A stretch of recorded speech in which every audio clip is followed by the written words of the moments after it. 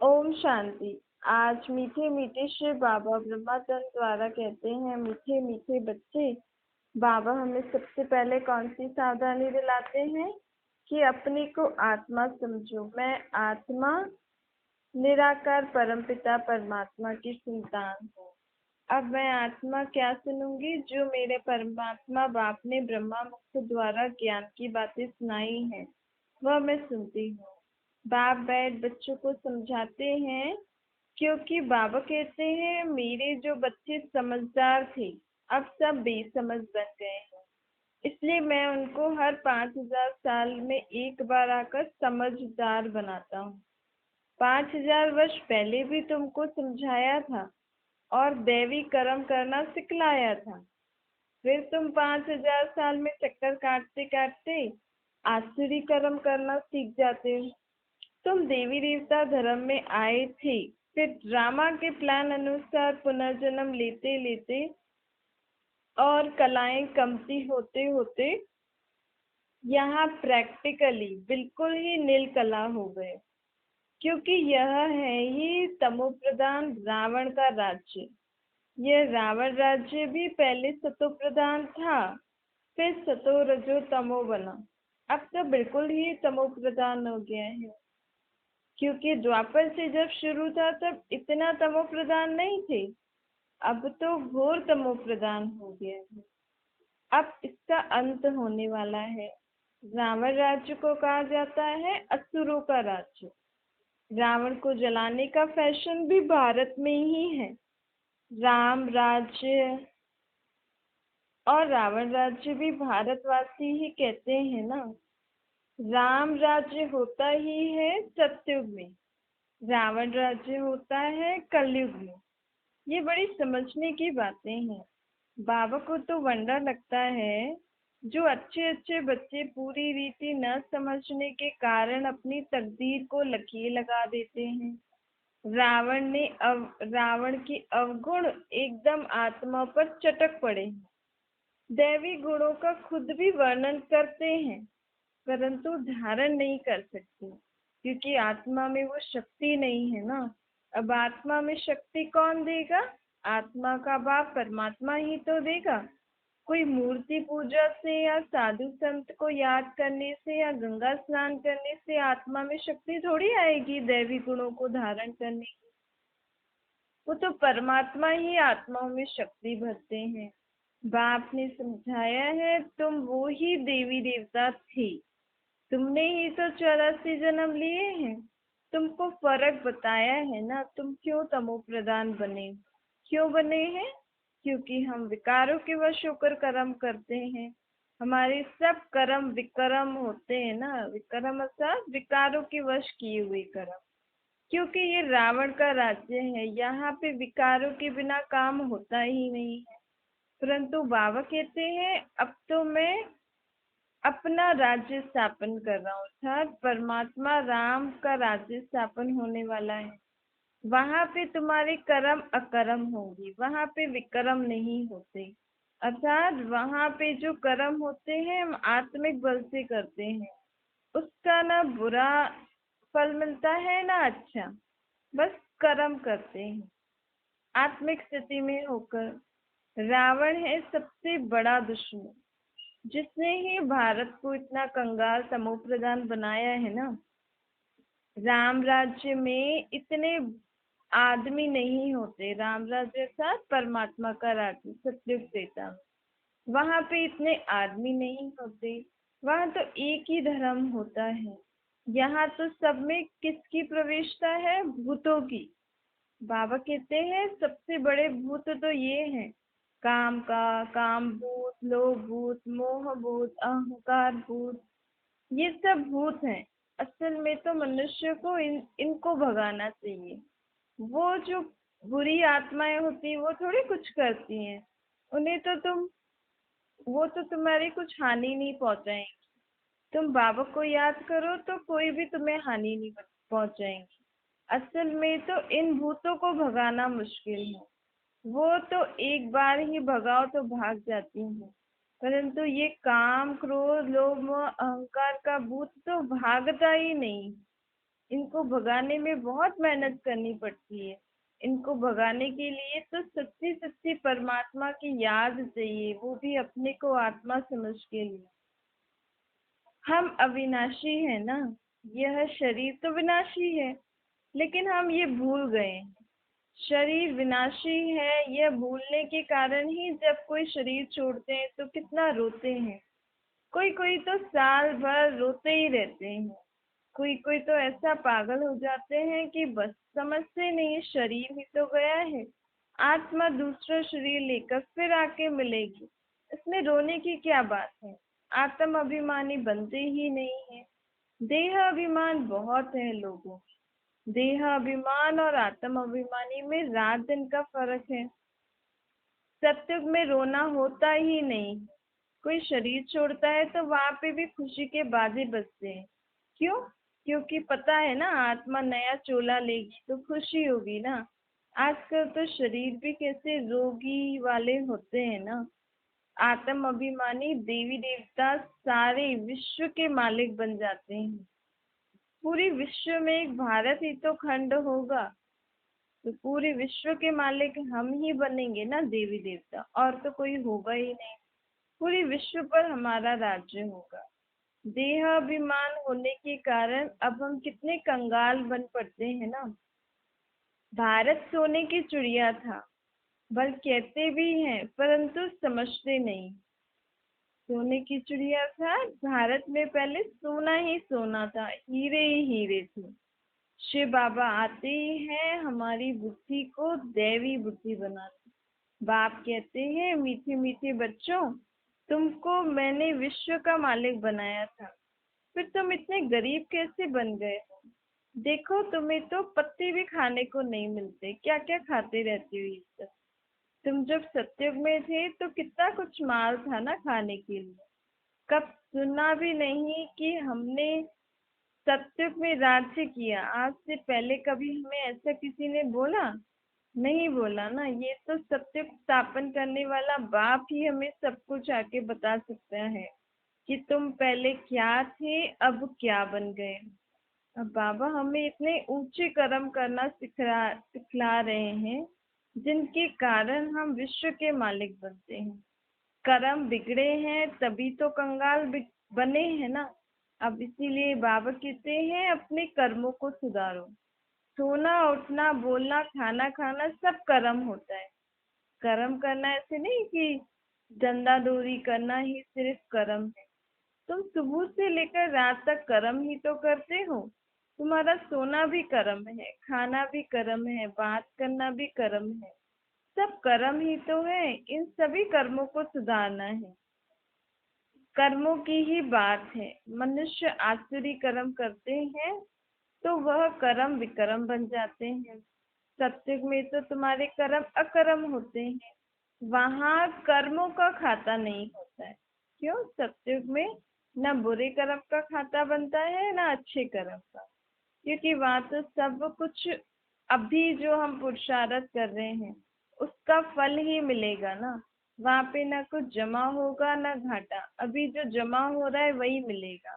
फिर द्वापर युग से कर्मों का खाता बनता है, क्योंकि हम विकारों के वश कर्म करते हैं ना। और बाबा तो हमें 2 युगों का वर्षा देके जाते हैं। बाप समझाते हैं, न समझने के कारण बहुत विघ्न डालते हैं। फिर द्वापर से तुम विकारों के वश करोगे कर्म तो भक्ति आदि भी शुरू हो जाती है। फिर दान पुण्य आदि भी शुरू हो जाते हैं। तो ये सब खाता वहां जमा होता है, दान पुण्य का, अच्छे कर्म का, बुरे कर्म का। सत्य त्रेता में तो कुछ भक्ति आदि भी नहीं होता है, दान पुण्य ही नहीं होता है। जो अभी जितना बाबा को याद करोगे, जितना ज्ञान का सिमरन करोगे, जितना जीवन में धारण करोगे, उस अनुसार उतना वहां मिलेगा। देखो लोग तो कितने मूंझे हुए हैं, कह देते हैं शिव शंकर एक है। अब शिव निराकार अकेला है और शंकर को पार्वती के साथ दिखाते हैं, तो दोनों की एक्टिविटी बिल्कुल अलग अलग हो गई ना। कहाँ वो शिव निराकार अकेला है, कहाँ शंकर के साथ पार्वती, फिर शिव शंकर एक कैसे हो जाएगा। अब मिनिस्टर और प्रेसिडेंट को एक थोड़ी कहेंगे। मिनिस्टर का पार्ट अपना, प्रेसिडेंट का पार्ट अपना, दोनों का मर्तबा बिल्कुल अलग अलग है ना। तो शिव शंकर को एक कैसे कह सकते हैं? ये जानते हैं जिनको राम संप्रदाय में आना ही नहीं है, वो इन बातों को समझेंगे भी नहीं, कितना भी माथा मार दो। आसुरी संप्रदाय और ही गालियां देंगे, विघ्न डालते हैं ना, क्योंकि उनमें 5 विकार होते हैं। इसलिए बाबा का ज्ञान सब बच्चे थोड़ी समझ सकते हैं। जो देवी देवता संप्रदाय के होंगे, जो परमात्मा के राज्य में चलने वाले होंगे, वही परमात्मा को पहचान, उनका ज्ञान समझ जीवन में धारण करके चलेंगे। देवताएं हैं संपूर्ण निर्विकारी, उनका कितना उच्च मर्तबा है ना। अब तुम समझते हो हम कितने विकारी हैं, समझते हो ना बरोबर। तो अब इन विकारों को छोड़ो। विकार से पैदा होते हैं, विकार से सुबह से रात तक कर्म करते हैं, तो विकर्मों का बोझा ही तो जमा होता है ना।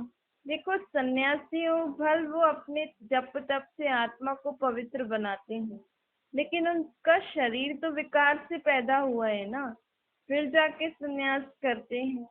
तो उनको भी पवित्र थोड़ी बोलेंगे। आत्मा पवित्र है, बल ये बोलेंगे इनकी आत्मा महान आत्मा है, पवित्र आत्मा है। लेकिन देवताओं जैसे पवित्र और उनको पूजा नहीं जा सकता है। सन्यासियों को देवताओं जैसे नहीं पूजेंगे, क्योंकि देवताओं का शरीर और आत्मा दोनों शुद्ध पवित्र होता है। उनका शरीर भी योग बल से पैदा होता है, विकार से नहीं। सत्युग में यह बातें होती नहीं। सन्यासी सत्युग को समझते भी नहीं, क्योंकि सन्यासियों ने सत्युग की दुनिया देखी ही नहीं है। उनका तो धर्म ही द्वापर युग में आएगा ना। वो लोग तो कह देते हैं जो सुखी है वो सत्युग में। अब कलयुग में ऐसा थोड़ी है, एक जना सत्युग में होगा वो दूसरा कलयुग में होगा, नहीं। जैसे कहते हैं कृष्ण हाजरा हजूर है, राधे भी हाजरा हजूर है।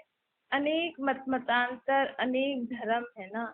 आधा कल्प दैवी मत चलती है, जो अब तुमको मिल रही है। अब जो हमें मत मिल रही है, समझ मिल रही है, जो हमें श्रीमद् भगवान दे रहे हैं, इसी समझ के हिसाब से हमारे 2 युग चलेंगे।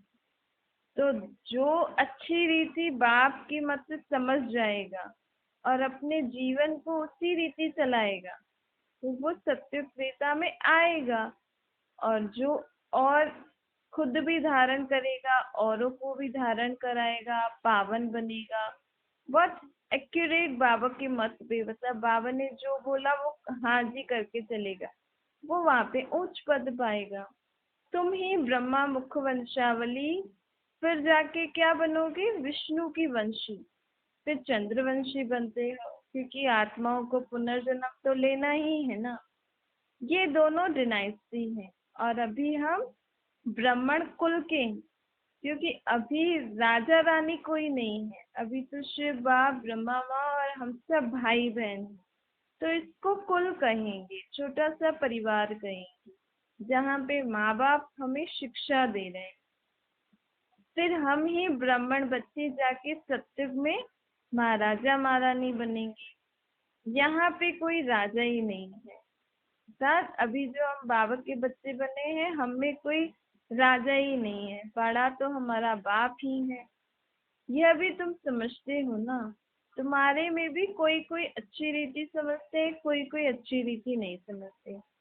कोई तो बिल्कुल सुधरते ही नहीं है, बस सुनते रहते हैं, समझते कुछ नहीं है। कोई ना कोई भूत होता है, किसी में लोभ का भूत, क्रोध का भूत। सत्युग में ये कोई भी प्रकार का भूत नहीं होता है। सत्युग में तो होते ही है देवताएं, जो बहुत सुखी होते हैं। भूत भूत हमें दुख देते हैं ना। काम का भूत तो तुम्हें आदि मध्य अंत दुख देने वाला है।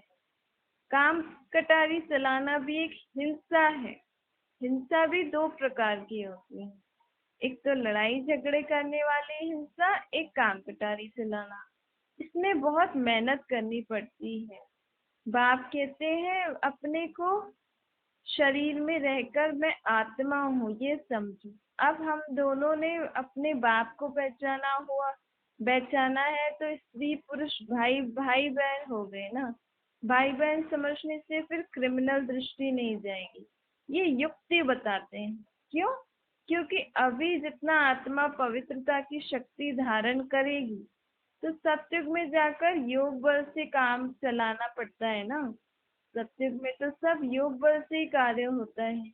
इसलिए बाबा कहते हैं, यह एक जन्म मेरे खातिर इस विकार को छोड़ दो, क्योंकि इसी विकार से ही आत्मा की शक्ति कम होती है। और अभी हम सबको बाबा को याद करके आत्माओं की शक्ति को बढ़ाना है।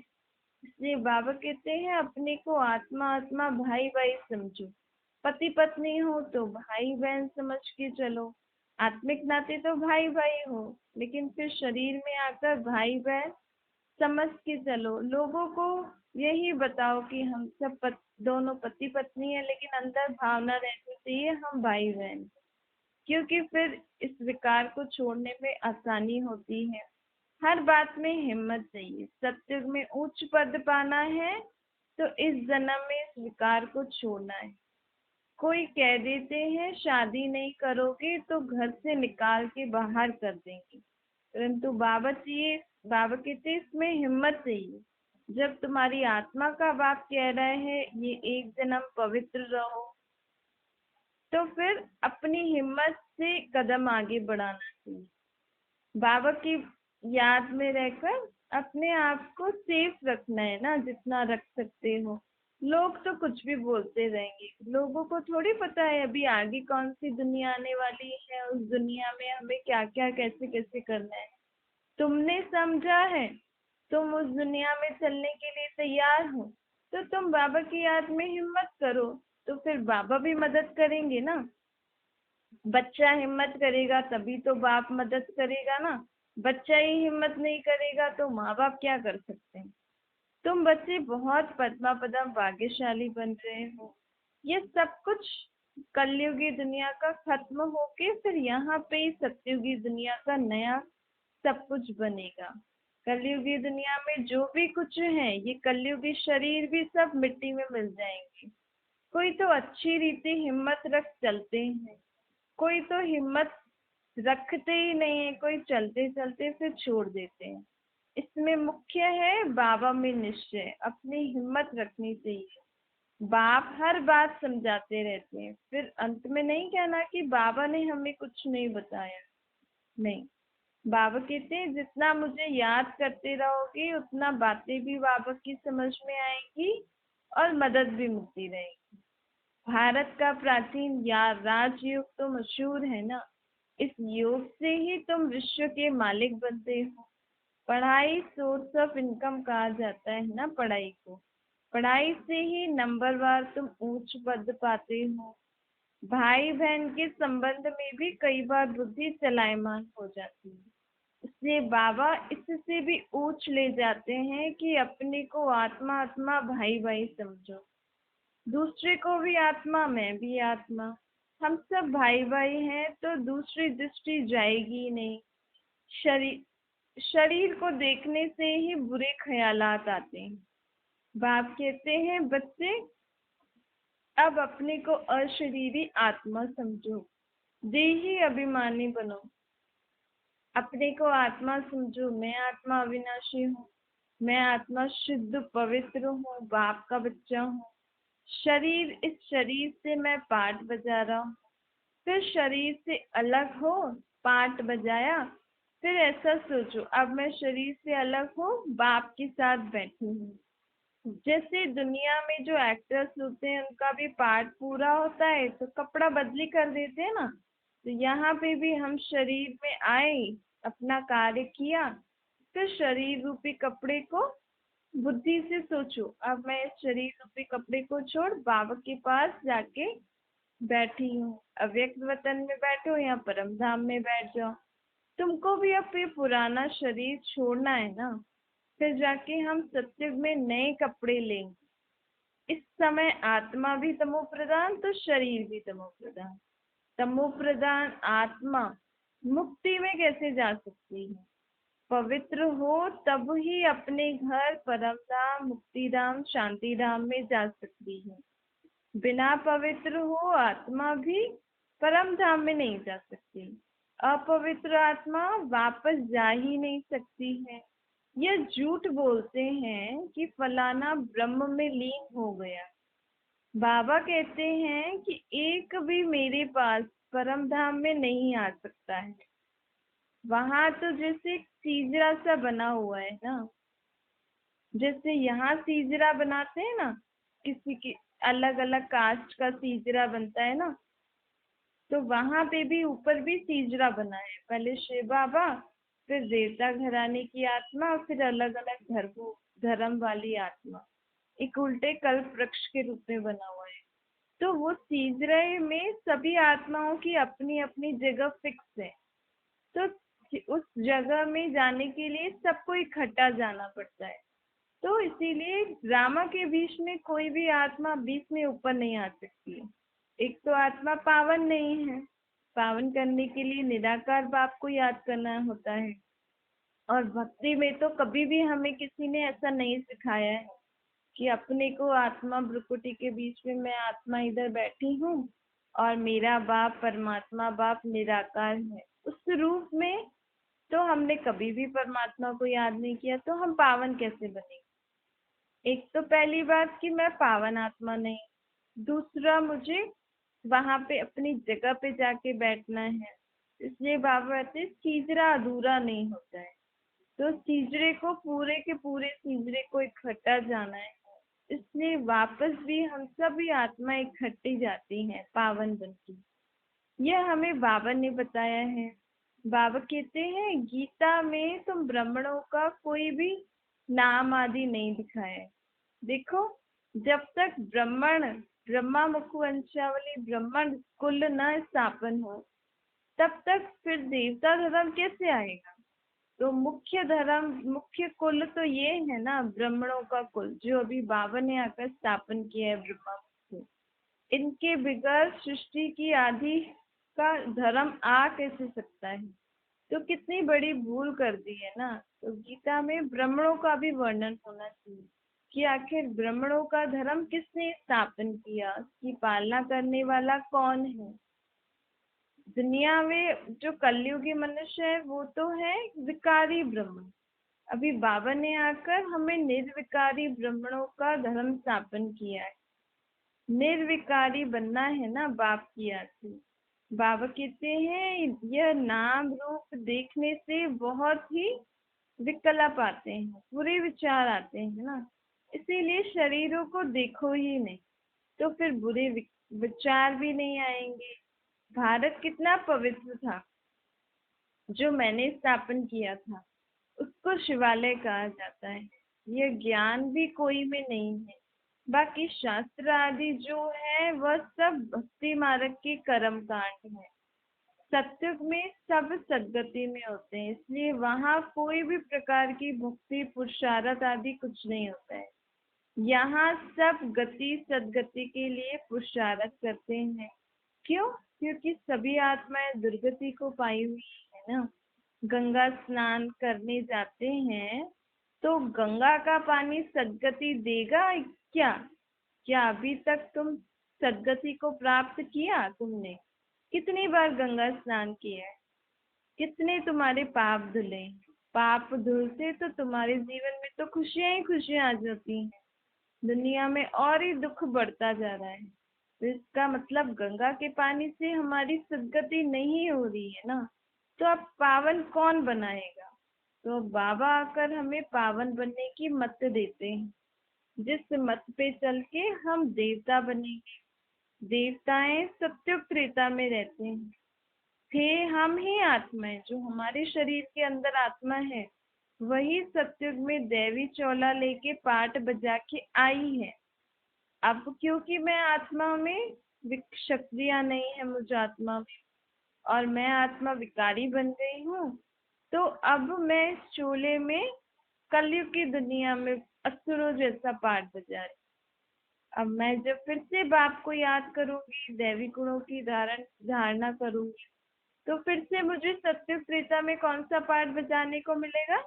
देवी देवता देवी देवताओं जैसे। कितनी सहज बात है ना। जैसे कोई एक्टर एक मूवी में कोई पार्ट बजाएगा, दूसरी मूवी में कोई पार्ट बजाएगा, तीसरी में कोई, लेकिन उसके लिए भी उसको उस पार्ट को बजाने के लिए भी तो उसको तैयार होना पड़ता है ना। ऐसे ही अब हम आत्माओं को फिर से बाबा देवी देवता धर्म में जाने के लिए तैयार कर रहे हैं। तो उस देवी देवताओं जैसा पार्ट बजाने के लिए हमें वैसे गुण शक्तियां तो होने चाहिए ना।